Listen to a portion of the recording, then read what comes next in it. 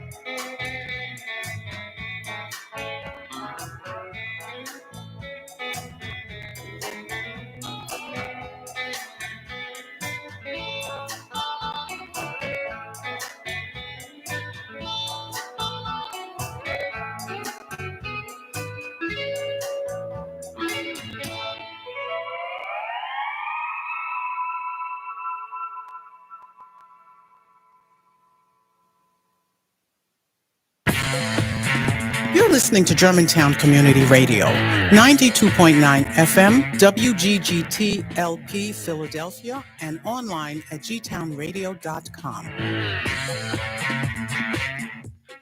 This is Germantown Community Radio, 92.9 FM, WGGT LP Philadelphia, and online at gtownradio.com.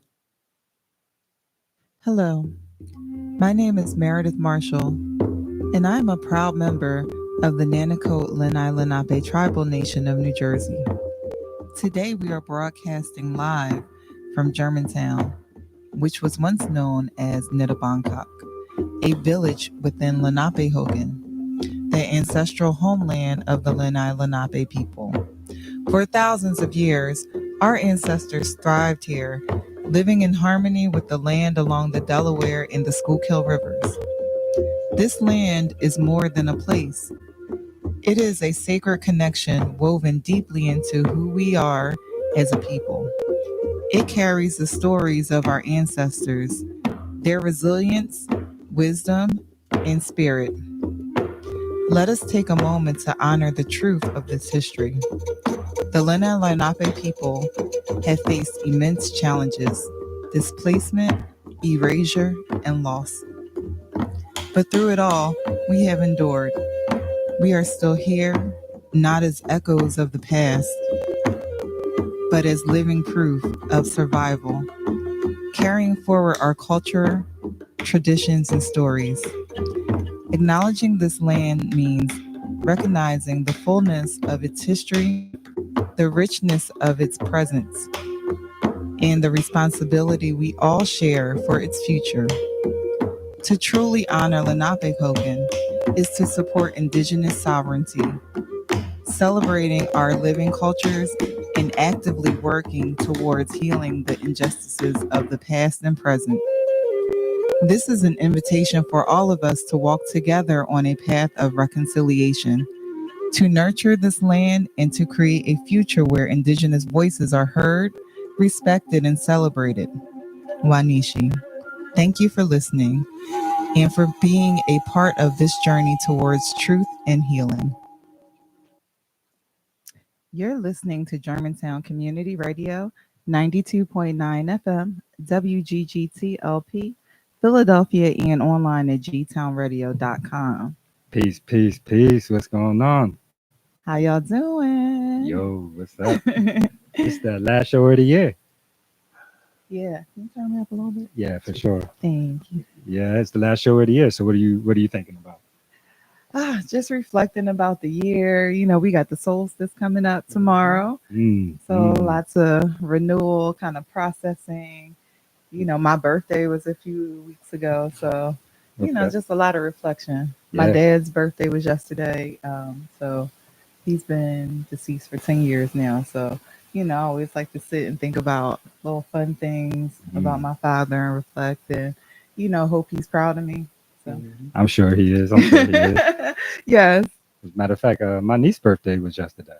Really? Yeah, Okay. Yeah. So happy birthday to the both of them. Happy birthday. Well, it's the end of the year. We got our first snow, right? It's a lot of firsts going on. Yeah. Yeah, we got our first snow. We got our first stream going on. Our right? first live stream. Hey y'all. And definitely, if you want in your car, you're going into the house, you can check us out on gtownradio.com. And we got a lot of new ways for people to get involved with us and to share, to check us out, to support the radio station, support Indigenous peoples, support organizations in the neighborhood. And we got some really good and exciting people for us to share today, right? Yeah, so we forgot to introduce ourselves. So I did. am Meredith, she who seeks knowledge, and my co-host Tavis Sanders, also known as Red Tail Hawk. Yes, and today we got some family up in here. We have Kolomasi Hajde, that wins Ket Tame, Dancing Wolf, Thai Dancing Wolf Ellis is what they call me. And so once everybody, or Kanata Abichulense is watching, eldest sister. So Wanishi for that.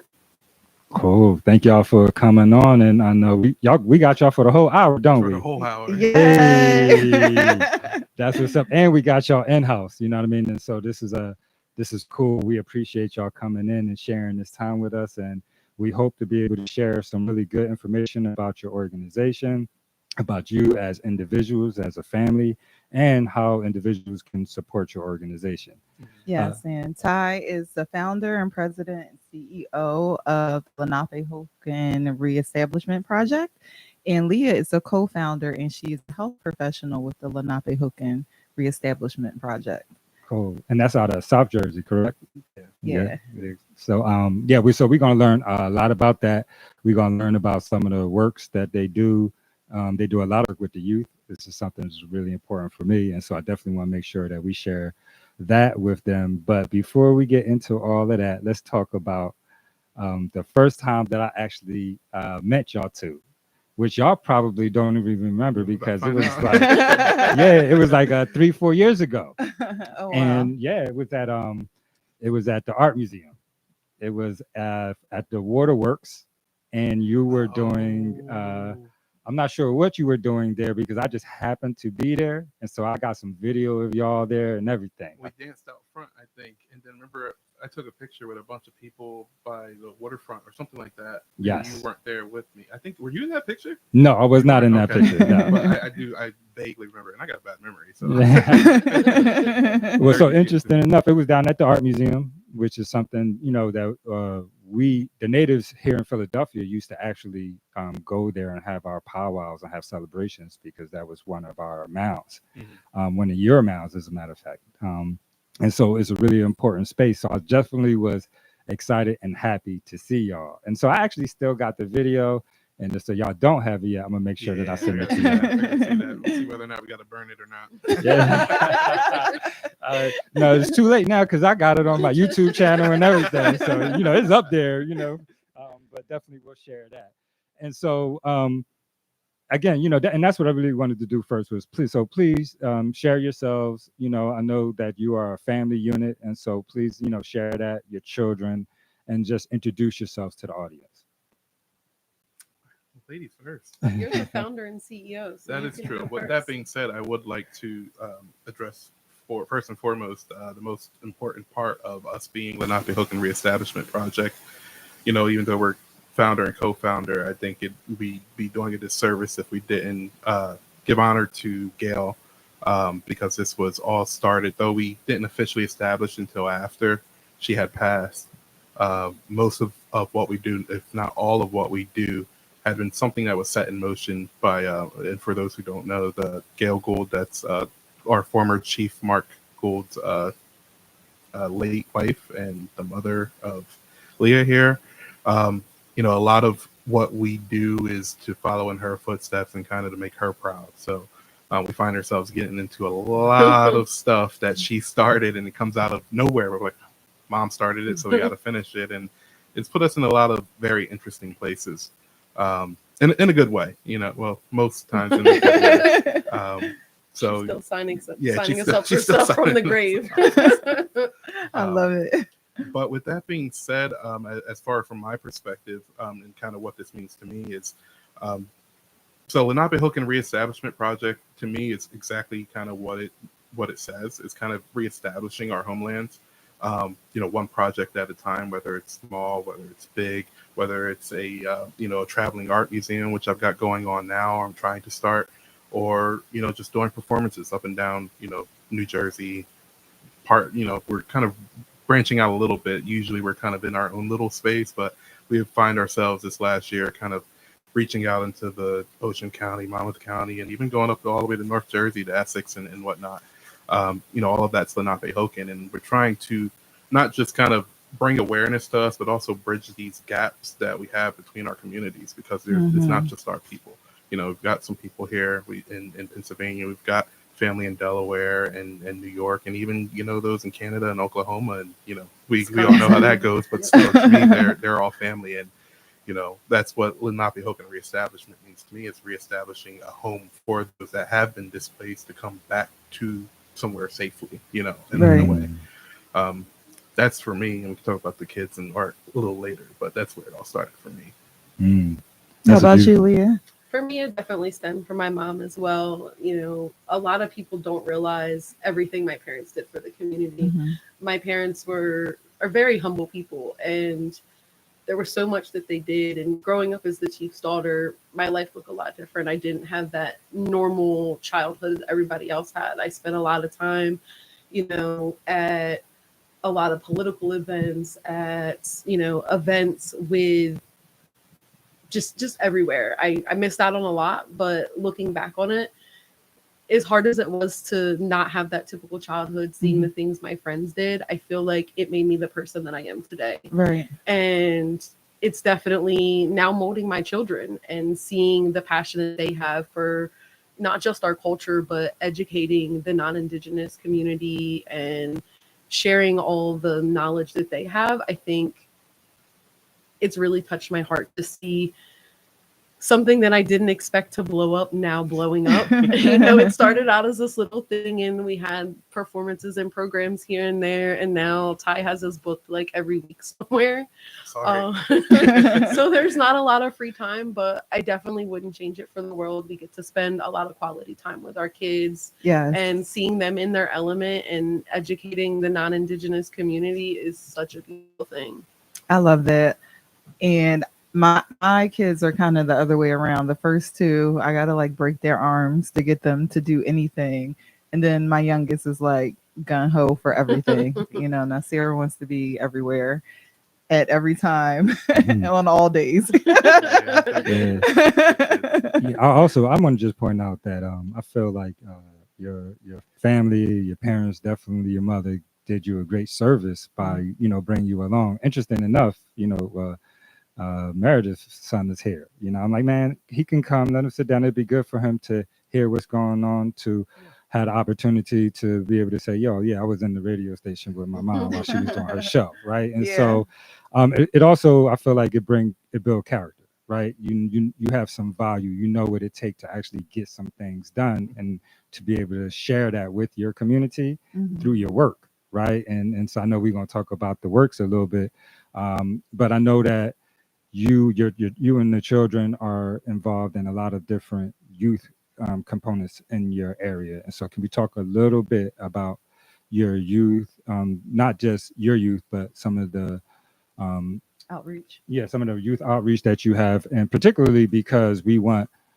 people here in Philadelphia, different communities, schools, and the network to know what's available for them, where they can bring the children over. Absolutely. That is some Lenape folks real close. I Yeah. got to fly people in. Yeah, I mean, you know, they still, I mean, we in Philadelphia, right? that's something else, y'all. Don't worry about it. That's for the second half of the show. We'll get there. You know what? Go. Did you want to say something about that? So before you talk about the children, we talk about some of the things that you offer through your organization. Let us take a small break, right? And then we're going to just listen to some music, and when we get back, we can get started on those things. All right? Sounds good. Okay. So we'll be right back with more Save the Ancestors Radio on Germantown Radio.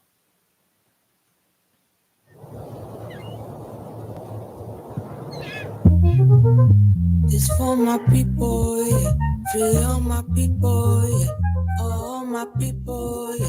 This for my people, yeah. Free all my people, yeah.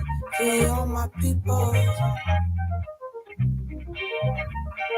We don't wanna chat until my people free. We don't wanna chat until my people free. We don't wanna chat until my people free. And we are gonna chat until my people free. You'll be famous for the wrong thing. Gossiping and fronting is a long thing. All that other nonsense is just fussing. And it's like living in a contest. Can you free us from this concept? Free us from the chains that you all in there. Government indulging in some incest. Ignoring all my people in our protest. It's for my people. Free all my people. All my people. It's for my people. Free all my people. Free all my people. We don't want to chat until our people free. Release all of my brothers on a weak church plea. You don't get to tax me on what God gave me. Paying for hypnosis off the TV screen. No.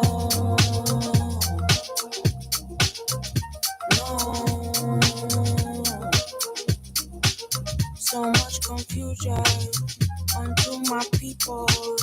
All disillusion falling my people. And disillusion poisons my people. Suppress my people. Oppress my people. No.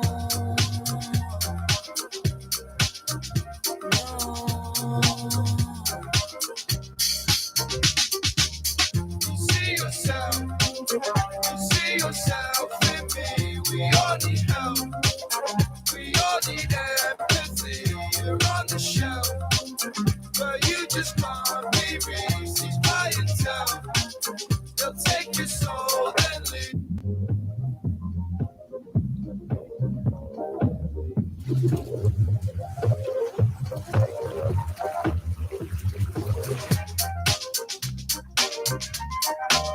Free up your mind, you know your soul's divine.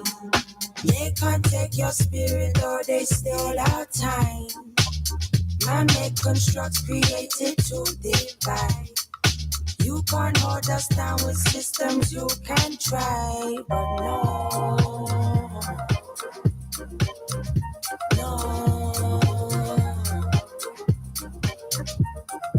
We don't want to chat until my people free. We don't want to chat until my people free. We don't wanna chat until my people free.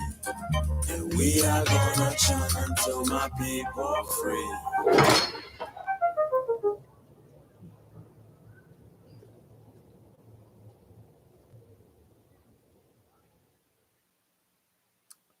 I said he's trying to get her. Oh, you want me to go? My bad. You're listening to Germantown Community Radio, 92.9 FM, WGGT-LP, Philadelphia, and online at gtownradio.com. And we're on YouTube right now. If you want to go check us out and watch us, we are on Indigenous Education on YouTube right now, live streaming. So how y'all like that song? That was my girl Green Tea Pay. And she's like one of my favorite new artists. I love all her music. So we'll be playing a few of her songs tonight and some other music that we really enjoy. And we hope you like it too. With a message always. Not always. Well, you know, for this show, for the most part. Sometimes you just want to hear the beat and dance. And I like nonsense music. I'm not even gonna lie. So how was skipping the nonsense, right? How was 2024 for y'all? You know, talk to us about some of your successes, some things you might want to share with the community. 2024 was definitely chaotic. Like I said, this business just took off. Like it was so not expected. And it made us really realize the connection we've made. One of the funniest things we always like to talk about is we used to make fun of my mom because she would literally make friends with everyone.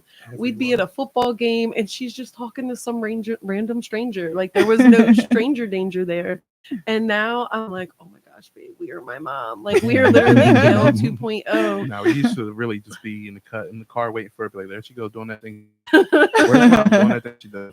We all knew what she was doing. My dad used to do that too. Yeah, it's different when you're the boss, right? Yeah. The mall come back, they were like, oh, there's Meredith and Cheryl now. And I just look at him like, what?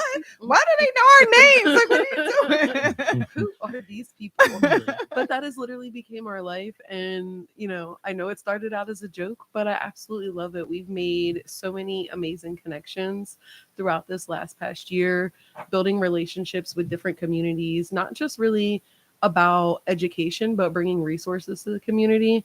And I think that has probably been my favorite part, between spending all the time with the youth and getting them out there and really helping to build themselves up. But the resources that we've been able to bring back have been, I'm just truly grateful for the connections. Yeah, we had so much fun at the retreat this year. Even though we camped inside. Well, it was the weather. We had to. It was bad. Fun, it's bad weather. It was like a 2-night slumber party. Yes. Instead of camping, but it was definitely fun. We had a ball. This year though it's definitely different for us. I think primarily, and I know we'll talk about a little more later, but kind of removing ourselves, distancing ourselves from certain jurisdictions, I suppose. I guess we don't necessarily have to ask permission to do certain things.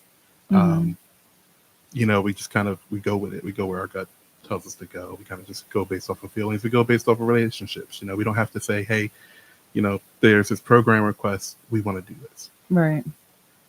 Can we do it? We just do it. You know? Right.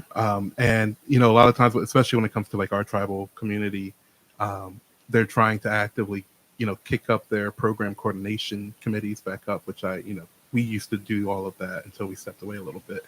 And even now, you know, people will give us program requests and I say, you know, please reach out to the community first. Right. Know, and then come back if they don't answer. Because to me, you know, some people will be very selective about what programs they do, whether or not it's how much money is involved or whatever. To me, no conversation is too big or too small. Right. So I used to spend my days, most of my commutes were spent having conversations, answering questions from maybe students or teachers or whatever, back and forth every single day to work. And even now, I know I work an hour away from home, so that commute is like I get a lot of, you know, gets a lot of work done on that commute home. Just talking, you know, and it's like, you know, I'm passionate about it. You know, Right. I watched my grandma put all she had into our people, and so kind of to carry that with me and continue that on is a really big deal for me. So, but this year specifically, I think kind of realizing that the sky really is the limit, you know, when we get rid of all of these limitations that were more or less fake in a sense. Like, you know, they weren't really there. We found ourselves getting into a lot of things, but also making a lot of good connections, I think. Right. And I think that's very important, especially for trying to spread awareness for what we're doing. Right. I think a lot of times we put like limits and boxes around our own selves, or you let just something that you always heard kind of stop you from taking that step or leap and doing something that really means a lot to you. Sure. Or like something you're passionate about. Also, you know, I feel like a lot of generational things, like Absolutely. differences, you know, with some of our elders that are in positions of power, you know, 100%. it's, you know, I feel like, I know for me, I can speak, I'm in my 40s. So it's like, you know, it's time for them to step aside a little bit and let the next people step into a leadership role, you know, and bring new ideas. You know, but just like you said too, I think it's important for us to recognize that they're not just going to give it to us. You have to prove it, right? And you prove it by doing exactly what you're doing, by getting out there and doing your best to share the culture, share the community, and do it with a good heart, which is 100%. really what the elders are supposed to be paying attention to, right? Who has the spirit to continue on and have our people grow. And so we definitely would like to say thank y'all for all of the work. And so let's talk about your roles and some of the things that you offer underneath your roles with the organization. So we do a lot of program coordination, I suppose, in the sense of kind of spreading Indigenous art. That's secondary to me, but I won't start with that because that's the least important. But we're starting a traveling art museum. It's going to start in Monmouth County, where we're gathering art from people within our community and outside communities, but all Indigenous art, and kind of putting it together and putting the spotlight on them. That's what we do. We like to spotlight Indigenous arts. So much so that, you know, every month, I try to every month, but, you know, Native people and us in our timing. Indian time. Yeah, sure enough. I have not put my November issue out yet, but I got time. Okay. But each month, quote unquote, month that we put these things out, you know, I'm spotlighting another artist, whether they are here living or they're elders that have passed on that, you know, kind of, I did my grandmother, I did her mother, and we kind of highlighted what they have done for our community. Okay. So, and art is really in anything. It's not like the contemporary, you know, the things that we see, the physical touch. It's also physical. Other things. It's music. It's, you know, even dance, all of it. Barbers, you know, barbers got. Yeah, so the arts with an S, art absolutely. with an S, the arts. Yeah. So, but primarily we really focus on the Indigenous youth. Okay. Which has been mentioned. Me personally, it's very important to me when it comes to the older group, not to disregard the younger group, but that's why we balance each other out so well, because she's better with the younger kids. I'm really stuck on kind of pivotal moments of my youth, and granted, I'm 34, I'm getting up there, but I remember because I was just there. Oh, no. No, go ahead. Calling me old for a hot minute. I've been calling her old since we got together. Okay? Oh my goodness. But I remember that transition of a young adult to an actual adult, and I feel like during that transition, we didn't have a lot of support from our community. And even up until we started trying to give our youth a voice, we found that, especially during our time too, that we've been, you know, dismissed, unheard, you know, kind of what we thought did not matter. I remember coming back as a 23, 24-year-old man after graduating college and getting right back into it and still being treated like a child. And somebody was asking somebody else something, and I knew the answer. And I went to go answer them, and they, you know, put their hand up in front of my face, like, you know, silence. I'm trying to have this conversation with this person. And I held on to that because it's like, when are y'all going to start listening to us? But we see where that is now. But, you know, really, we just try to give our older youth a voice, as well as help them kind of, you know, find this balance, because walking between two worlds is what literally we can't get away from that. There's nothing we can do about it. And instead of choosing one or the other, we got to find that balance. I really like how you guys organized the circle talk with Chief Yuri, with our youth organization, the New Dawn. That was, I think, last year though. 2 years. But was it 2? I think. Not this past. It was 23. Yeah, 2023. And I just felt like they felt seen, heard, had a chance to voice their opinions, things they were unhappy with, things they would like to change as far as like membership enrollment. With the blood quantum, a lot of the younger kids in our tribe can't even get a membership, so, that's just got to start with the conversation first, Absolutely. I think the hard thing about that, this is just my personal opinion when it comes to the blood quantum conversation, is that we have children that generations involved. These children are deep in, they participate in everything we offer. They're out there volunteering. They're doing all these things, but because of their blood, they can't be enrolled. And then you have people that are enrolled just to say they're enrolled, just to put that on an application somewhere. And I think that's what's hard for me, because you have these kids that enroll people. Exactly. They do so much for our people, and that enrollment means something. So for them to not be able to say that they're an enrolled citizen, I think that's something that truly breaks me. Yeah. Well, I definitely appreciate y'all being able to voice that, because that's where it starts, right? For the community to know that these things is happening, and for them to know that there are people out here that say, no, we need to revisit this, right? And particularly with respects to the United States, right? And their mandatory policies that we definitely continuously talk about. But we're going again. We're talking about y'all today. We ain't talking about those fools, not them fools. So before we move on, please share a little bit more about your role as a health professional, and co-founder. So to kind of go back, because Ty gets sidetracked sometimes, of some of the things that we offer.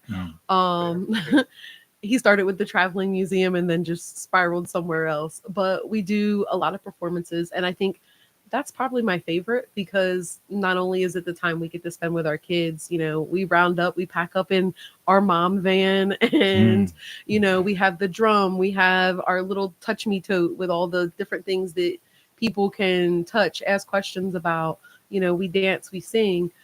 But one of the newest things we started doing is taking the tribal youth with us. And my favorite thing is trying to encourage them to actually speak. At the bare minimum, please just say your name. That's all I'm asking. Your name is what? And some of them aren't there yet, but they're getting there. Yes. And I think what really stood out for me, we took the kids to Unity in 2023, and it was the biggest East Coast representation that we had. Northeast representation. And our oldest son, Braden, got up and represented our people. He spoke in our language. He prayed in our language. We showcased some of our Lenape dances. And I think that's where it started, where some of them got that passion of, oh, I can do this, And if anybody knows my child, he does not do public speaking very well. I thought he was going to die up on that stage. The punchline is there were 2,400 people. And he did it. And I was extremely proud. And he introduced himself in our way. And that's what we're teaching them, how to introduce themselves, in that Indigenous way, how to, carry yourself as an Indigenous youth out in, the non-Indigenous community, and really watching them grow. In this short period of time. We partnered with Stockton recently and did Indigenous Peoples Day there. And one of our youth came up and she said, I want to tell the story of my dance. And I'm like, do it.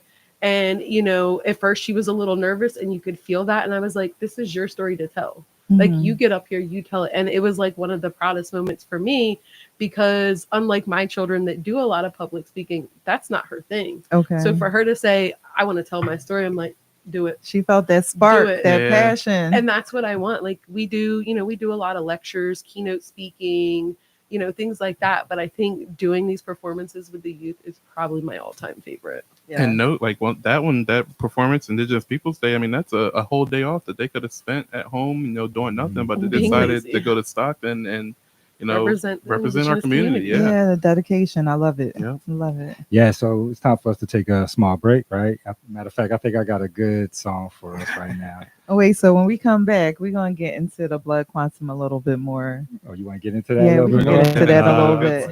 Who you trying to get in trouble? Which me? You want me to get in trouble this time? No, you want us to get in trouble now.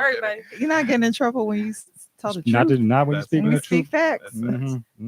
All right, so we'll be right back. Matter of fact, this is a perfect song for how we were wrapping this up. So we'll be right back with more Save Our Ancestors Radio on Germantown Radio, Germantown Community Radio.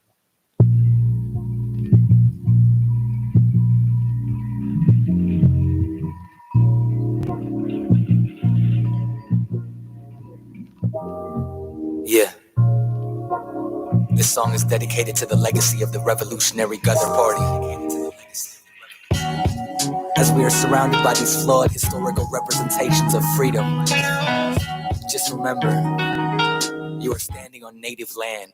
Yeah, I'm a brown-skinned rebel with a mind of my own, displaced by an English colonizer in my home. My story's never told, but I'm good though. Punjab to Philly with my people in the hood, bro. You see, this American dream is a facade. 1927 at God, screaming how hard. The white man profiteering indigenous land. I refuse to be neglected, treated less than a man. Now let's get it. Scrap with my hands and let it bleed. Hope my ancestors see the warrior bloom from their seed. Colonizers constantly motivated through greed, tearing down our motherland as if it wasn't sacred, and I hate it. Half of me wants to erupt, the other part wants to stay and find a way to debate it. I'm jaded. Leave me alone, let me be at peace. How could we forget my ancestors chanted down these streets? You and I have never seen democracy. All we've seen is hypocrisy. We don't see any American dream. We've experienced only the American nightmare. And the generation that's coming up now can see it and are not afraid to say it. Yeah, American scheme sewed into a flag. They called it a dream, but it was made up of rags. Now we're dealing with the demons out the closet of the past. Philadelphia to India, the revolution stands. I'm a loyalist to the ones who have sacrificed. Because of them, our lessons have been learned in half the time. Black Panther got the collaborative mentality. Feed my people as if they were my family. This the America our ancestors dreamed of, where corporations oppress us and make they cream from. They scream and go back to the country that you came from. The president and the KKK sing the same song. You're walking on stolen land. Indigenous rights, what we demand. Yeah. You're walking on stolen land. Everything ain't as American as they had planned. Man in America could be free today to stick police dogs on us, to beat our people in the head with police clubs, and to turn water hose on little women and children and babies simply because they want to walk down the street like decent human beings. That's now the only way you can have peace is to eliminate those injustices, and the American white man is not going to eliminate them. He's going to talk that pretty talk, but he'll still continue to practice those inhuman deeds.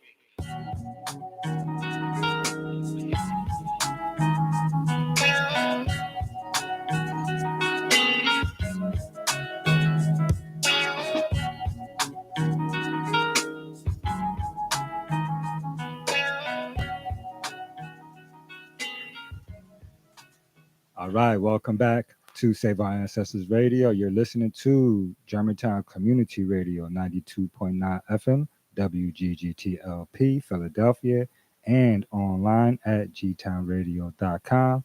If you're checking us out on Indigenous Education YouTube channel, what's up to y'all out there too? Appreciate y'all checking us out. And we have a great show today, right? I think we were just about to get into some things before we went into break, right? Right. Welcome back, y'all. So before we left, we were talking about blood quantum. So we're going to just kind of go into a discussion about tribal council and their colonized structures and the rules that are in place and who gave us these crazy rules and some of the meaning and what they wanted to accomplish with these laws and what was given up to get these titles and things from the government. Who wants to jump in on that one? Y'all want to start? Well, I'm gonna say you should go. You go You ahead. want me to? Oh man. Okay. I'll just listen. Okay. Yeah, I'm with it. 100%. Go. And so where do we start? Do we start with the blood quantum? We already touched it. We might as well. Yeah. Okay. Yeah. Well, with respects to the tribal councils, interesting enough. So the federal government, matter of fact, we've been talking about this on our series. We've been doing a television series called The Genocide of the Dark-Skinned Indian. And it talks about the genocide of indigenous peoples here but particularly browner skinned indigenous peoples. And one of the things we talked about is the Dawes rolls, right? And the Oklahoma court cases that talked about blood quantum, right? And how race was created here in the United States after white slaves rioted. So they said, well, wait a second, we can't have our slaves rioting against each other. How we going, but we still need slaves. You know what? Let's differentiate between the lighter skinned slaves and the darker skinned slaves. Anybody lighter skinned is free, anybody darker is slave. And now you get into a space where, well, what about the Native American? What about the Indian? Right? Because they in the middle, right? All of us is in the middle, right? And so what do we do with that? And the idea was basically, if we first of all, they thought that us as Native Americans, because they were inbreeding with us, that we would stop breeding. So because, kind of like, horses and things like that, you mess up the breeding process, they can't have no more babies. And so they thought that's what they were doing to us as Native Americans, and that the blood quantum would speed that process up and eventually dismantle all Native tribes so that there's only black or white. With that said, if the law continued to go forward in 100 years, there won't be any more tribes unless it's brother and brother, brother and sisters doing this as a community, which we can't do because then our children going to be coming out wrong, right? And so it's an issue that our children are looking at like, hold on, wait a second. It put an expiration date on us. Yes. But that was the plan. And that is the plan. And what they do is that they prop us up to say, listen, if you follow this program, we'll give you funding, we'll give you acknowledgement and recognition, and you'll have the opportunity to promote your culture without being called fake Indian, right? Which is a big problem here on the East Coast. However, if you don't follow this process, then you a fake Indian. And so now we have elders of the tribal councils that were doing their best to keep our names alive, keep the tribal names alive and stuff. So they accepted these rules. But now our children, the grandchildren of this are saying, wait a second, in 2 more years, it's not going to be this no more. 2 more generations. And so this has to stop. How do we start to figure out ways so that we won't have to continue this? And I think part of the reestablishment project is y'all showing that and showing the children that despite your title, you're still connected. You still have love with us. And we're going to figure a way around this. Don't worry about what they call you. Yeah. And part of that is, and this is probably something that needs to be fact checked, but from what I've been taught is that the blood quantum, though it was imposed on us at one point, now it's our own communities that dictate that. Once you become fairly recognized, it might even be state recognized as well. I could be wrong, but if there's a blood quantum qualification, it's created by those tribal communities. So if we wanted to, as a community, we could get rid of that qualification, or we can alter that qualification. Interesting, if I may, because you just made me think. Interesting enough, and if you know that the blood quantum was not, it's only really pushed on East Coast Indians. And so we were the ones that didn't live on the res. Well, they didn't have res when y'all first got here, right? Y'all didn't have reservations for us to live on, right? Y'all created these reservations and then moved some of us on these spaces. And when they did that, so the 5 civilized tribes, as they call it, which encompassed a whole lot of other tribes outside the main tribes, y'all know all about that, right? They were the only tribes that were forced into the blood quantum. So tribes like the Comanche, they don't have the blood quantum, right? And we're also the group where if I'm Cherokee and Lenape, I have to choose. And they don't acknowledge the other one on any of my certificates. But the tribes west of the Mississippi, they don't have to do that. Mhm. So they can be both Comanche and Hopi. Sure. Or so, and it's something that I think the West Coast Indians, and particularly Indians that moved west, onto the reservations, have to start to acknowledge and pay attention to. Wait a second, they are still playing with the rules, the laws, the blood quantum of these East Coast Indians. I know a lot of it is very driven by generational trauma, and kind of what, discussing kind of tribal councils as a whole, not just our community, because I found when I discussed the issues we found that they exist in a lot of different places. Yeah. Really the same story, a different version of it. And a lot of it comes from this, for lack of a better term, and it's probably the best term, this colonized way of thinking that were forced on our people early on, and granted, it was less than 50 years ago since we've been able to practice our culture here on the East legally. And we obviously ain't stop it. Yeah, 1978. But it's very, very new if you think about it, as far as the scheme of how long, America's been the way it is, how long it's been colonized. So you gonna say something?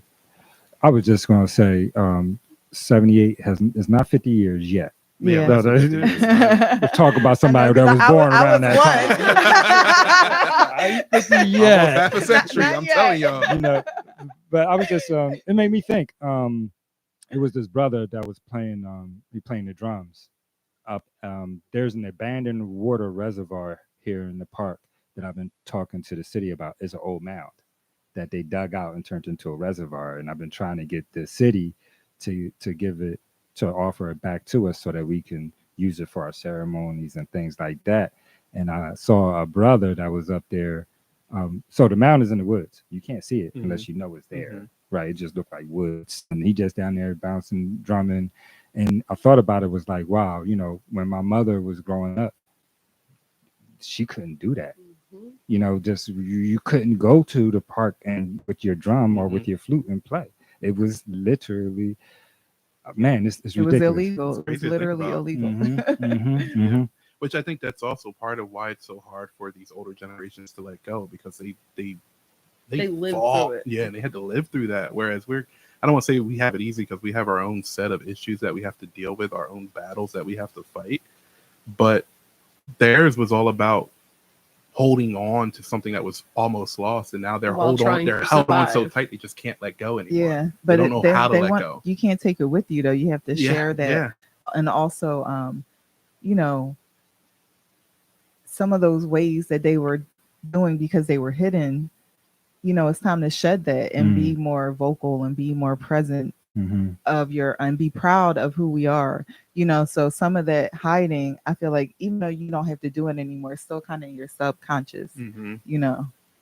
I think what stands out to me the most, and it's something that Ty and I touch on in a lot of the lectures and keynote speaking that we do, is that we still have generations where they're not letting their families enroll because of that fear that it's so easy for, if we all put our names on this enrollment paper, the government can just come take that list and just do what they did to us before. That erasure is so easy. And I think that's something, that fear is so real, and it's something that I can easily understand.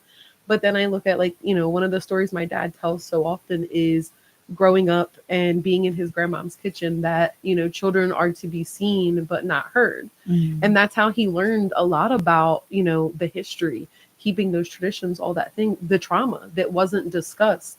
And I think that's another thing, our generations, we can't understand the trauma because it's something not spoke on.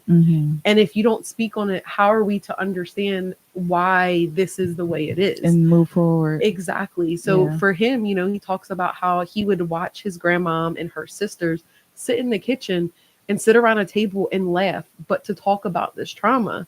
And as a child, he couldn't understand it. But as an adult, he understands they're laughing because they survived it. Right. They are still here. They overcame it.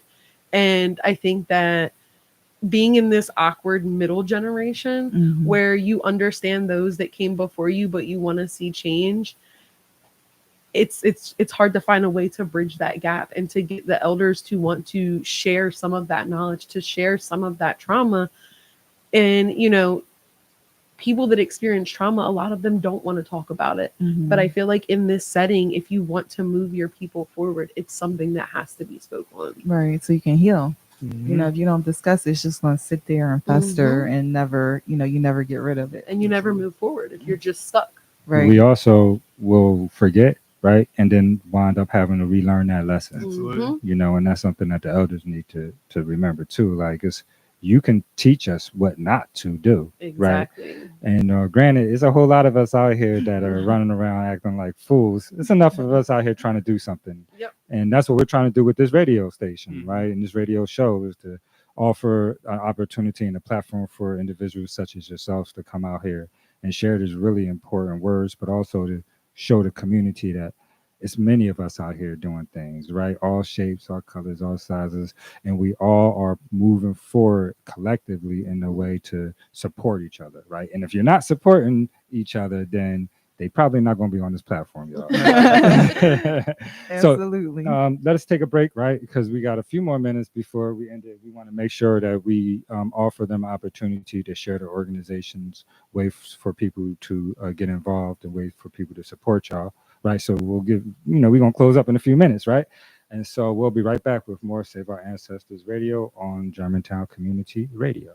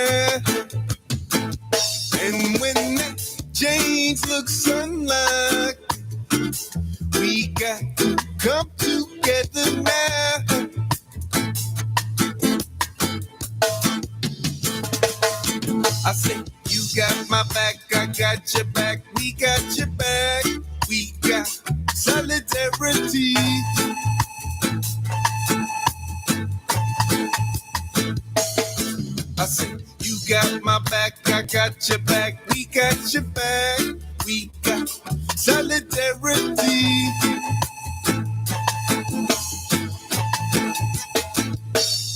I said, you got my back, I got your back. We got your back. We got solidarity.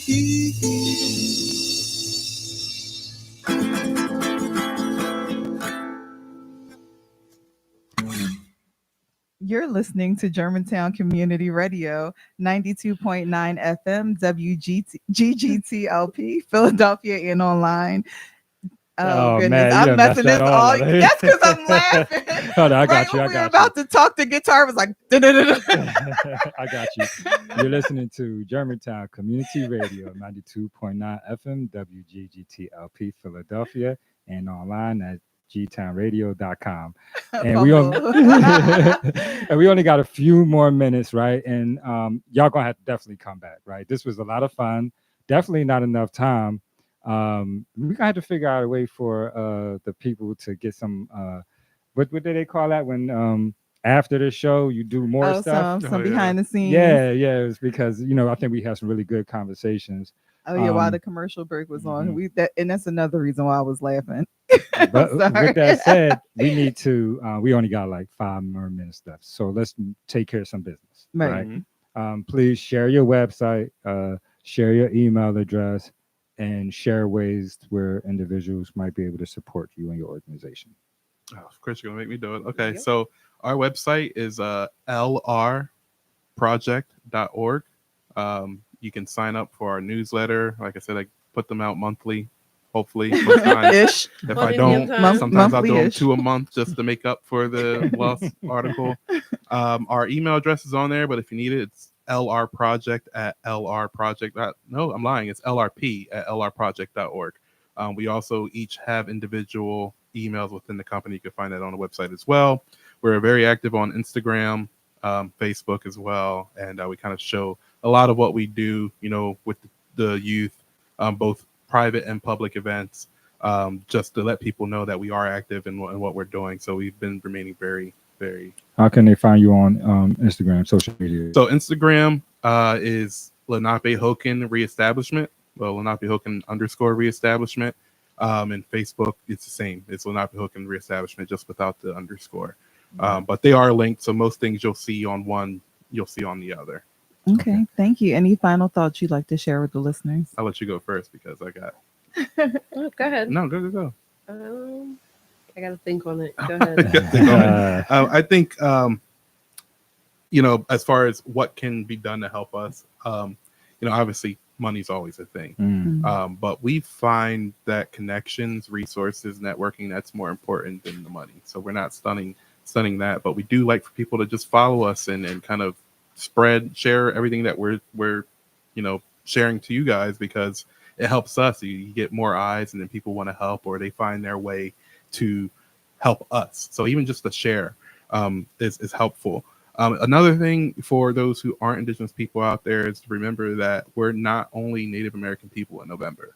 Shout out to Native American Heritage Month. In my next article, one of the things that I'm going to feature on it is that not only November, and I definitely have a story to tell regarding that. That long story short, as a woman telling, guys, we're at a program and I've got my drum on my shoulder and I'm walking away from the program. It's October, and she turns around, she goes, "But it's not November yet." And I'm like, yeah, no, we're Native American year round, so we're Indigenous year round. So it's very important to remember that. I think for me, it's resourcing, networking. Our youth have big dreams. We do a lot of workshops with them. They have big dreams. There's a lot they want to do, a lot they want to bring back to the community, a lot of traditions they want to learn. And in order to do that, we need those resources. We need that networking. Like Ty said, it's not always about money. It's about that resources. Who can teach that? Who can help with that? So for me, that's important. We're always looking for people to come in, to educate, to share some traditions. So anything that anybody has to offer, we're open to it. Yes. Absolutely. Cool. Did you have anything? Because we are, we got like 2 minutes left. Did you want to say anything? No, I just want to thank everybody for listening this year. This is our last episode of the year. You know what? I'm sorry. Did we even mention that all of y'all are tribal members? Did we even say that? I mean, we said family, but we're all we're Nanticoke, Lanai, Lenape tribal members, and yes, yeah, that's because you know why? Because I actually I wasn't here. I wasn't even in Philadelphia. Somebody called me up, asked me to take and to help them and assist them with this grant opportunity they had. So I came up, and as a part of the incubation, going through the process, they kept saying, there are no more Lenape in Philadelphia. There are no more Lenape. I'm like, what do you mean? I know plenty of them around here. And so here we got 3 right here, right? Yeah, and I'm assuming all of y'all got family, right? Oh, yeah. Y'all got children. Yeah. So okay. And if really brief minute, I got a minute here. Yeah. It's on that note, one of the things that I also like to share is a quick story about I've had identity crisis, with so many people telling us that we don't exist. So of course that gets to you, especially as a young person. We need to look a certain way. Or those stereotypes. But so I asked somebody one day, what makes us different than all of those that see pain are fighting, or those that aren't legit. Mm-hmm. And the person told me, he said, I've been up and down the East Coast, I've been to all these communities, and the difference between you and all these other people is you've always been family. Mm-hmm. For generations, for hundreds of years, your families have been intertwined, and you have been acting as family. Right. So that's where we're at with that. And you know what I want to add on to that too? We're also indigenous. Our tribe is indigenous because we never left our homeland. Yeah. And that is the definition of indigenous, not tribal or Native American. We're still on our homeland. We're not in Oklahoma. So maybe that's why they don't like us. And something to think about, ending statement, nothing about us without us. There you go. All right. Well, thank y'all for very listening. much. You know what? Y'all wrapped that up really good. I actually got a few seconds to say goodbye. So I want to say thank you to everybody that's checking us out online, everybody that's checking us out on broadcast at Germantown Community Radio, and everybody that's checking us out on the live stream over here on YouTube. Thank you again. This has been Save Our Ancestors Radio, and we're going to see you next time. We're going to end it with a nice song. Oh yeah, I like this song. Hey, yeah. Why is it so rotten? My people must have forgotten. Here lies your fortune in the shape of a good job. As the sing come through, straight for the heart, we don't tell you. Only satellites, burn your satellites, blocking out our light. Daytime turns to night. This is the holy fight. This is the holy fight.